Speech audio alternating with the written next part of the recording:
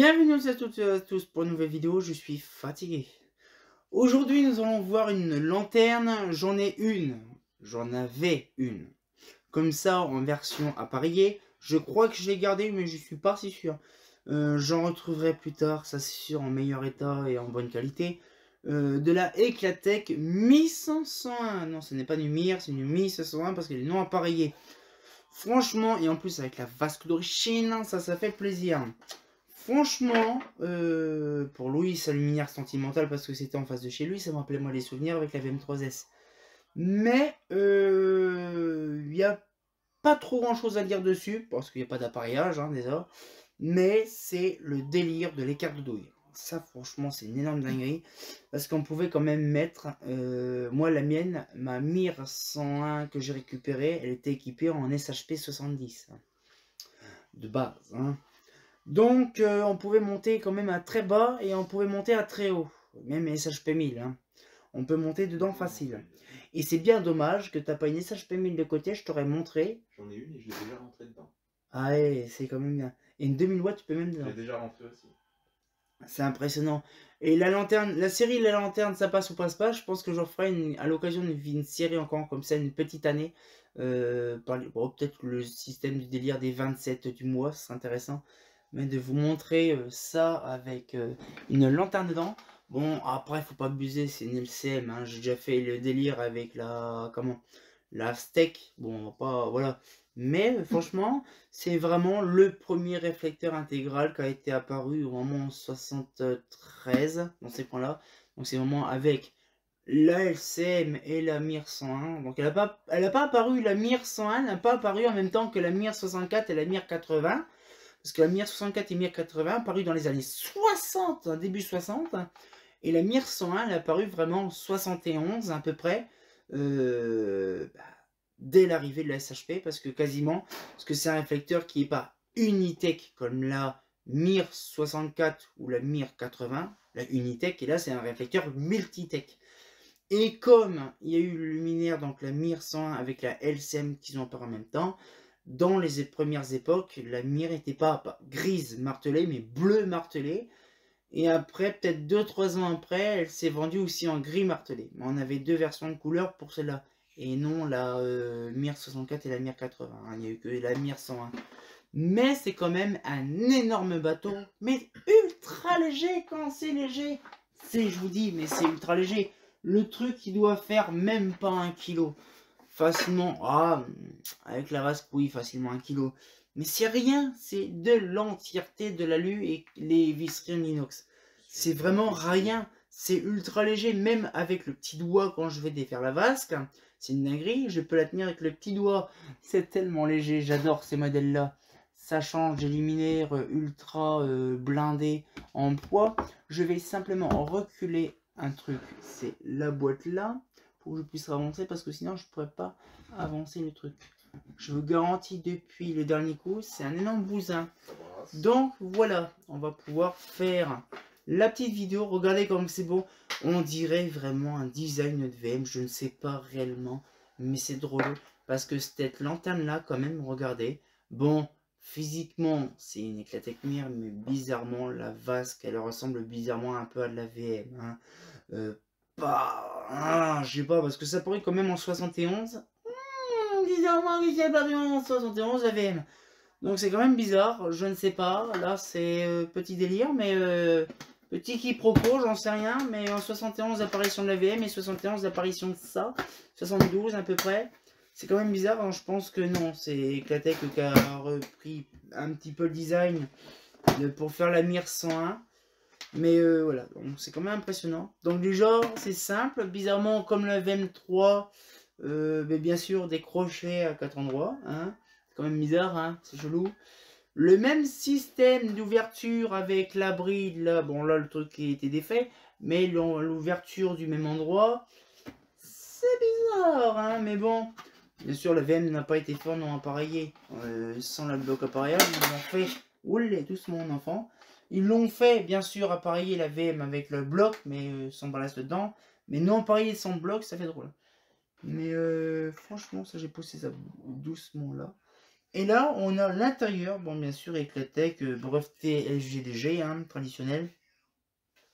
Une douille par contre des années 80, début 80, parce que moi j'ai la même douille qui était dans une LCH, la LCH qui est apparue également en 76, 76 pour les Belges, et donc du coup ce qui fait c'est que ça c'est vraiment 70, début 80, surtout que c'est les mêmes visseries, les mêmes systèmes, donc c'est vraiment, je pense que c'est la période à peu près des années 80 ou 70.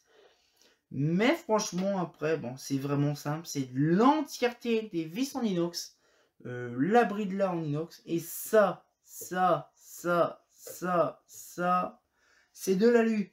C'est vraiment, je vous dis, allez, bon, vraiment, même si à la lampe, hein, je prends, même mon petit doigt qui est cassé, j'arrive à le tenir avec un doigt. C'est vraiment une dinguerie. Mais pour vous dire quand même que c'est un énorme bateau pour si peu. Hein. Vous allez me dire, oui, c'est débile pour mettre une SHP 100 watts. Hein, mais sachez qu'on pouvait, moi la mienne, ma Mir Soin que j'avais récupérée, de base, était équipée en SHP 70. Hein. Oui, de base, d'origine, parce que c'était une douille galbée de chez Legrand. Et il y avait un vieux ballast Eclatec 70 watts dedans. Hein, vous imaginez le gros bordel pour une petite SHP 110. Mais c'était comme ça. Hein. Bon, la mienne, elle venait de Lyon, elle était complètement éclatée. Mais bon, elle était complètement refaisable à remonter, il y avait des boulons à remettre, c'est tout. Hein. Mais bon, le temps n'a pas eu l'occasion. Mais c'est quand même drôle de se dire quand même qu'il y a une énorme poutre en fait, c'est une énorme poutre en bas. Donc qui permet de tenir tout l'ensemble, on va dire, de base. Parce que là, ici, il y avait l'énorme plâtre avec le plateau et tout le machin. Sauf que là, il n'y en a pas. Et au-dessus, c'est très simple. C'est une énorme vis avec un trou au milieu. Là, bah, qui permet de tenir la poutrelle. Après, nous avons également, là, sur la culasse, Eclatec. Donc là, on a le logo pour dire que c'est, je crois, c'est étanche, je crois. Par contre, la tienne, c'est pas marqué Mir 101. Moi, la mienne, c'est marqué Mir 101, c'est gravé dessus. Non, je sais pas. Non, la mienne n'est pas écrite. Hein, sur la tienne, c'est pas marqué, donc c'est une transition. Mais moi, la mienne, c'est marqué. Et c'est pareil, un truc spécial, je vais vous expliquer, comme ça vous le saurez, c'est cette bride. Cette bride, c'est pas des vis qui sont sur les côtés comme on a dans les autres versions, sauf que là, c'est carrément une grosse plaque. Donc c'est des boulonneries comme d'habitude, donc une espèce de gros carcan. Sauf que là, il n'y a pas de carcan en forme de U, c'est l'entièreté du bloc qui est ici, qui se démonte.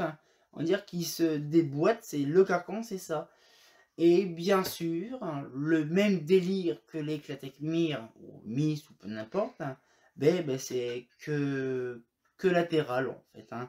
C'est bien dommage, mais vous savez quand même, c'est la particularité, et ça j'aime bien, ces modèles-là, bon ça désolé le bruit, c'est les dominos, mais la particularité que ces lanternes-là, c'était déjà des luminaires très, très économiques, ça coûtait rien, et ça s'est vendu en énorme exemplaire. Par contre, il y en avait même parti là-bas, carrément en Tunisie, il y en a eu au Maroc, il y en a eu partout, en Iran, en Irak, dans les pays du Maghreb, bien sûr, ou qu'il y en avait chez Eclatec. Mais c'est impressionnant de se dire que même cette version-là, il y a encore un truc qui me choque, c'est au niveau des brides de fermeture. C'est que regardez, il y a double là, ici. Je ne sais pas pourquoi. Mais déjà, c'est une transition, je pense, encore entre les deux. Entre les premières générations de Vasque et les deuxième génération de Vasque. Parce que de base, les Mir, je crois, les Miss ou les Mir, peu n'importe, il y avait des versions de Vasque différentes dessus. Alors ça, c'est tiré par les cheveux, il faut que je regarde mes docs. Mais là, par exemple, celle-là, c'est une vasque avec un cerclage en métal autour. Parce que la vasque en métal autour, le cerclage en métal autour, à l'époque, il n'y en avait pas. C'est pour ça qu'à l'époque, il y avait plusieurs vasques de crochets dessus. Parce que les vasques, ils avaient tendance, bien sûr, métacrélatin, ça se déforme sous la chaleur. Donc la vasque, elle avait tendance à se plier, à se vriller. Et donc, du coup, ils étaient obligés de mettre un cerclage en métal dessus. C'est pour ça qu'après, même les 80 et les petites en 64, ils avaient aussi le cerclage en métal à l'intérieur. Voilà. Mais au début, de base, il n'y en avait pas. Et moi, je pense, à mon avis, c'est que ça, c'est les deuxièmes, peut-être une transition, peut-être une deuxième génération de Vasque, et après, il y a eu la troisième génération complète, mais qui était différente, avec les joints gris. Mais moi, ça, c'est vraiment une deuxième génération des années 70, début 80. Mais voilà, donc c'est vraiment une des premières générations, celle-là, c'est fait vraiment lourd d'envoi. Bien sûr, non appareillé, qui veut dire non appareillé qu'on pourrait se faire des trucs orgiques à l'époque. Notamment, comme je vous expliquais tout à l'heure, mettre de la SHP 1000. Bon, on a déjà réussi à mettre une SHP 1000 dans un réflecteur de Aztec. Donc on peut mettre de la SHP 1000 également. Même de la 2000 watts. Hein. On peut, mais sans vasque, hein, parce que la vasque la fond. Ouais, sans vasque, oui, parce que bon, je pense que c'était pas marqué sur les catalogues, mais je sais qu'il y a des catalogues où c'était marqué aux grosses puissances mettre sans vasque. Mais ce que je veux dire, c'est impressionnant. C'est con que tu l'as pas là, la SHP 1000, sinon je l'aurais bien montré. Mais franchement, le seul truc qui est aussi bien chez Eclatec, c'est qu'on pouvait remplacer ou même déplacer le support de douille entièrement sans outils, parce qu'en fait, comme c'était des vis en inox, hein, bien sûr, en fait, tout était démontable. Et ça, c'est bien. Bon, là, on le voit très bien. Alors, par contre, sur celle-là, on voit, il y a 0, on dit réglette. Oh, une petite iodure 1000 watts au SRAM. Ah, ça fait plaisir. C'est pas souvent que j'en vois. Un petit coup de torchon là-dessus. Hop là, tac. Là, une belle petite OSRAM HQIT 1000 watts. Donc, c'est une D. 1000 watts D. Ça, j'ai jamais compris pourquoi que le délire des OSRAM, ils ont fait une lampe comme ça, hyper volumineuse. Alors, les Mazda ou les Philips, ils ont une tubulaire traditionnelle. C'est complètement perché. Hein. Mais les Sodium, ils étaient comme ça aussi à l'époque. Comme ça. Et puis finalement, ils ont redimensionné autrement plus tard. Mais c'est drôle. Et on va tester ça. Allez, on va faire une petite séquence aussi en même temps. Allez, ça va nous rappeler le bon vieux temps du séance. Ça passe ou passe pas? Donc, ça, j'ai pas besoin de toucher, c'est ici. Mais là, c'est très simple. Donc là, on va dire, oh oui, ça va pas, machin. Mais c'est pas grave, mon enfant. C'est pas ici. Alors normalement, si, on pouvait le mettre comme ça. Mais je crois qu'à l'époque, elle était même déjà équipée comme ça, on voit le cerclage. Mais en fait, le trou ne se met pas ici.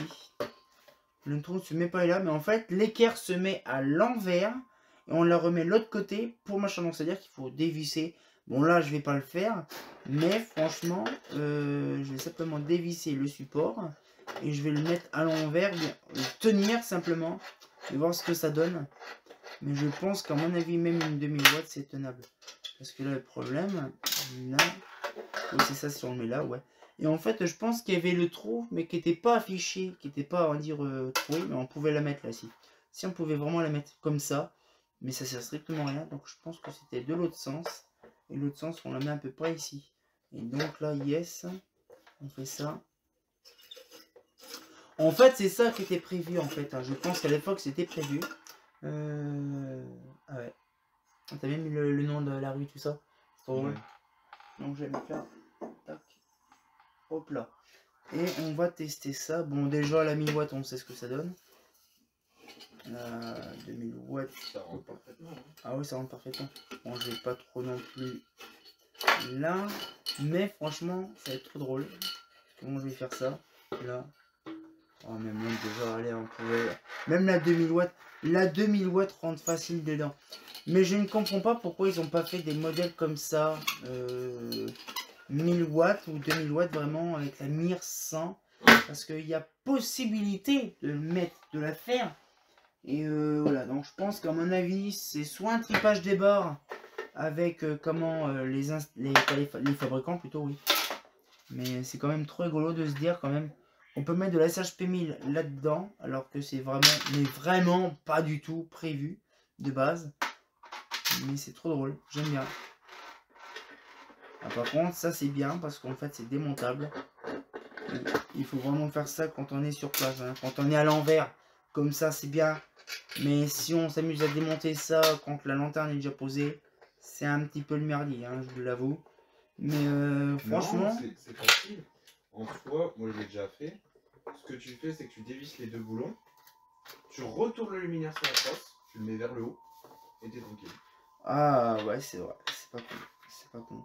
Oui, comme c'est une latérale, oui, c'est faisable. Par contre, ça c'est ultra chiant, c'est ça, là, c'est le système de vis qui reste pas en dessous. Et le problème, c'est que quand on a des grosses mains comme moi, c'est l'énorme chiche. Donc là, ce que je vais faire, c'est de faire ça. Voilà, on est bien ici. Tu restes bloqué, yes. Là, et on va te mettre ici. Là. Je fais ça. Là, je mets la Vivix. Là, là. Oh, c'est super bien, comme ça se dévisse tout seul, comme ça. J'aime bien. Celle-là, je l'ai restaurée avec un mot. Moi je monte bien, donc là c'est bien parce qu'en fait il suffit simplement de mettre l'éclair à la bride à fond et en fait on a vraiment la SHP 100 watts qui va bien dedans. C'est drôle parce qu'en fait c'est trop drôle, la douille elle est vraiment à fond, elle est quasiment dans le luminaire mais au milieu. Le truc qui n'est plus vraiment intéressant, bon après une miss franchement c'est parce qu'il n'y a pas le bloc appareillage, mais en temps normal ça fait drôle. La douille en plein milieu d'un grand vide. On a le bloc qui va à peu près jusqu'à là de base. Donc c'est pas étonnant en fait. Mais c'est quand même dingue de se dire qu'il y avait quand même des possibilités à l'époque. Mais qu'on n'a pas pu le faire. Parce que bon c'était trop cher à mon avis. Avec les lampes qui étaient dedans.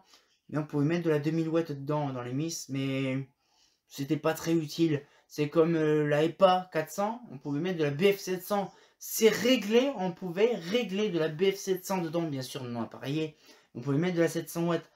Mais qui a déjà vu dans des catalogues ou peu n'importe, ou même vendu, des EPA 400 avec des BF 700? La plupart du temps c'était carrément des EPA 700, hein, vous m'avez compris, c'est pareil. Ça je ferai un délire aussi là-dessus, sur les EPA 700, les MR 140, les modèles, les moutons à 5 pas qui sont rarement vendus parce que c'est des lumières très forte puissance. Mais cette lanterne-là était aussi peut-être configurable en très forte puissance, mais ça ne s'est jamais vendu.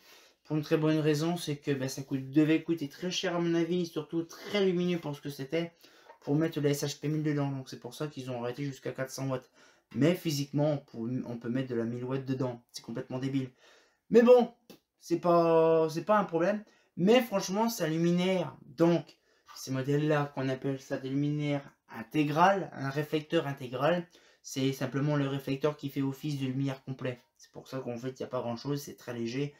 Et c'est vraiment une transition, bien sûr, avec, ou même une fin de transition, des luminaires, bien sûr, avec réflecteur intégral et les luminaires habillés, notamment la LCM qui est sortie en même temps. C'est pour ça qu'après, les mires et tout ça ont dégagé, et puis c'est devenu, après, les lumières qu'on a connues, les LCP, les Capitol, les LCH, les LCM, les LCO, tous ces modèles-là, après, ça est devenu des grands classiques. Et puis la Mir 101, c'est comme un gros bateau, pour si peu, donc c'est pour ça que c'est pas beaucoup vendu. Mais ça a quand même fait plaisir d'en voir une. Bon, j'en connais déjà une, j'en avais une, mais on a parié. Donc cette fois-ci, la petite vidéo, on va pouvoir se laisser là-dessus. La petite vidéo se touche à sa fin. Et on va pouvoir se laisser là-dessus. On sortit encore pour une nouvelle vidéo. Et comme de bien entendu, ça fait quand même un sacré plat barbe. Hein. Un sacré couscous hier, le machin. C'est impressionnant. Mais c'est tellement léger, ça s'envole avec un coup de vent. C'est trop rigolo. Hein. Ah, c'est pas faux.